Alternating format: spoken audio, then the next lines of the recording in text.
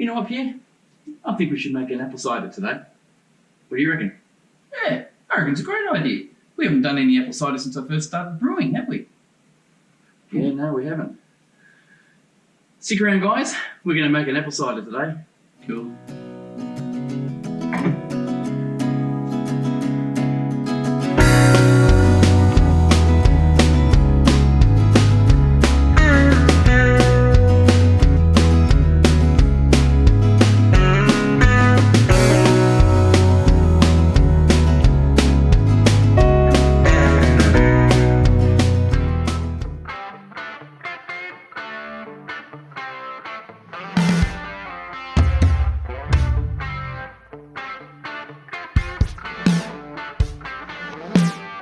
G'day guys, welcome back to my channel.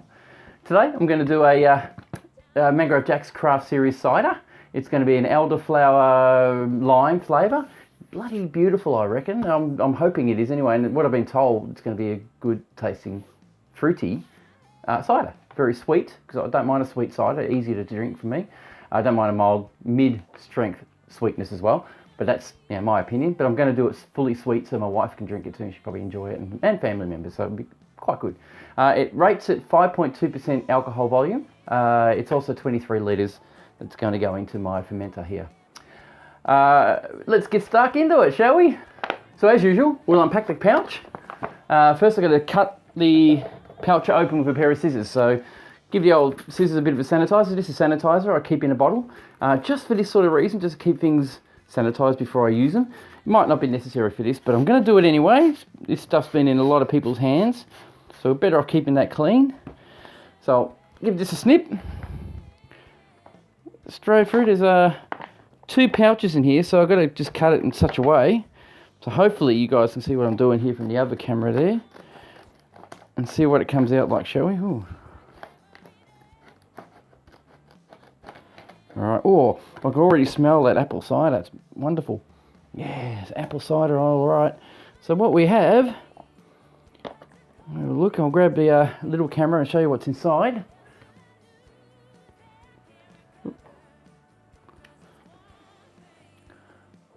So there you go, we have our ingredients and instructions. That looks like hops or something, might be flower seeds or something like that. It smells nice. We have lime flavouring, so elderflower and lime flavouring. That's cool. An instruction manual, which I have up on the computer anyway, as you can see.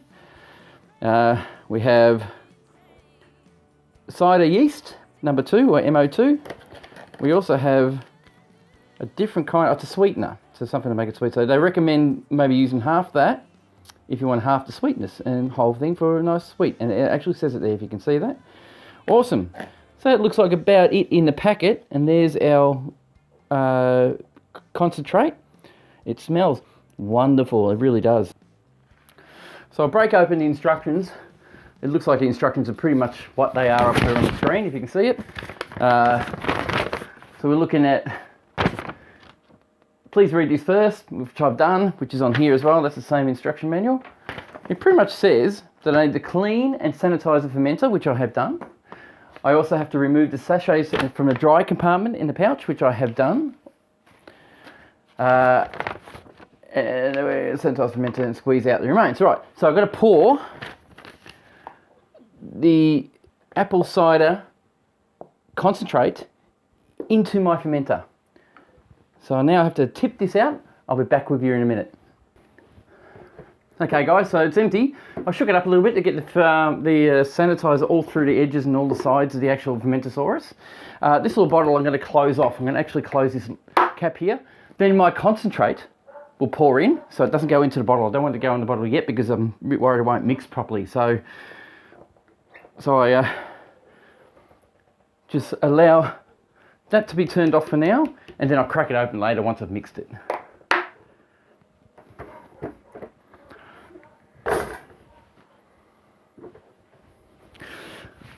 So basically, all you need to do is pour your concentrate straight into your fermenter, and then pour cold water to mix it. And you do have to put dextrose in there. It's 1 kilogram of dextrose, but I'll do that later. I'll boil the kettle and I'll dissolve it in the pot first before I pour it in. So in goes the concentrate, just like that. Goes in nicely. Now they said just use clean drinking water to ferment with. So I'm going to do one better. I'm going to go use some, what do you call it, spring water in this. Because the spring water is from the shop and it's clean. And I've got 20 litres of it, so I'll just pour all that in. While I've got that open, I might just put a bit of sanitizer around it, just to be certain that I'm not polluting or destroying anything. Take that lid off, if I can. It'll give me that. They say to poke a hole in the back so it breathes, which I'll do. Like that. And we shall pour our first lot of water in.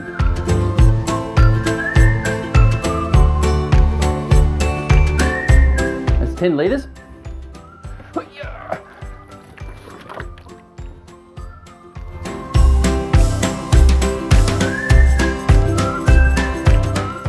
Okay, another 10 litres.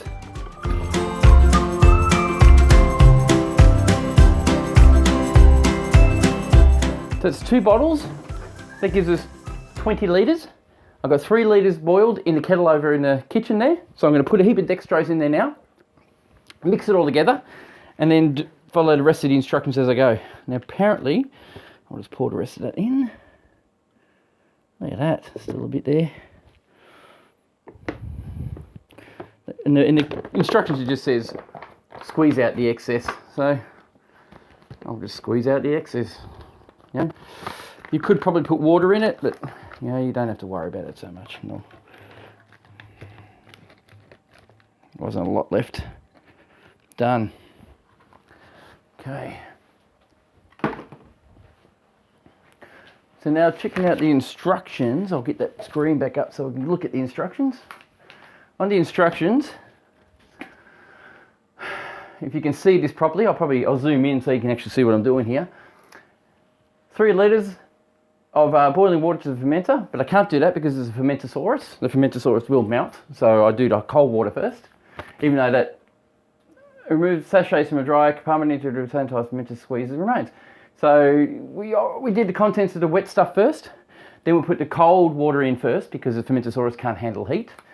Now I'm going to put the hot water in with the dextrose already mixed and dissolved.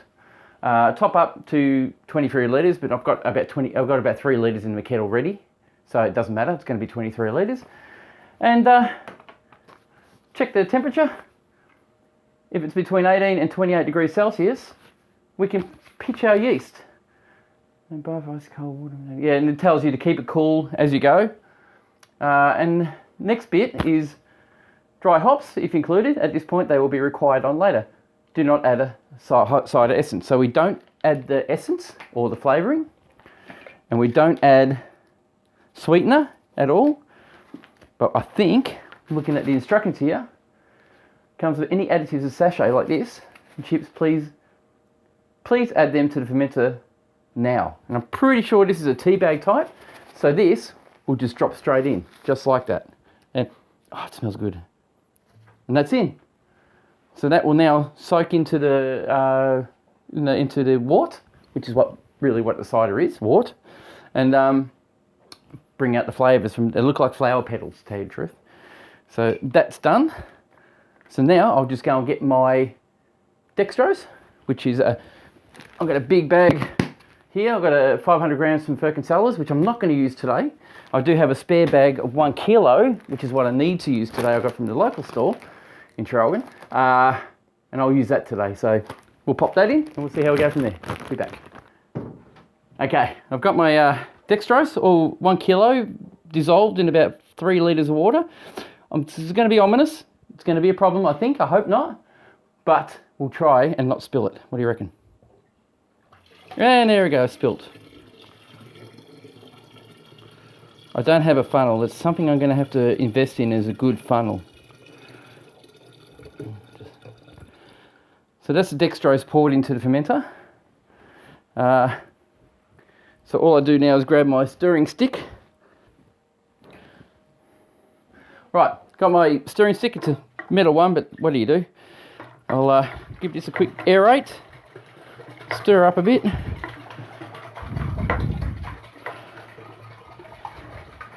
Just to make sure all that dextrose is mixed through, which is fine. It's not that vital.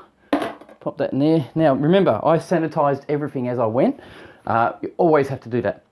Sanitizer basically kills most bacteria on your systems and all your pits and tools and things like that, which minimises the risk of getting bacteria in your brew, bad bacteria.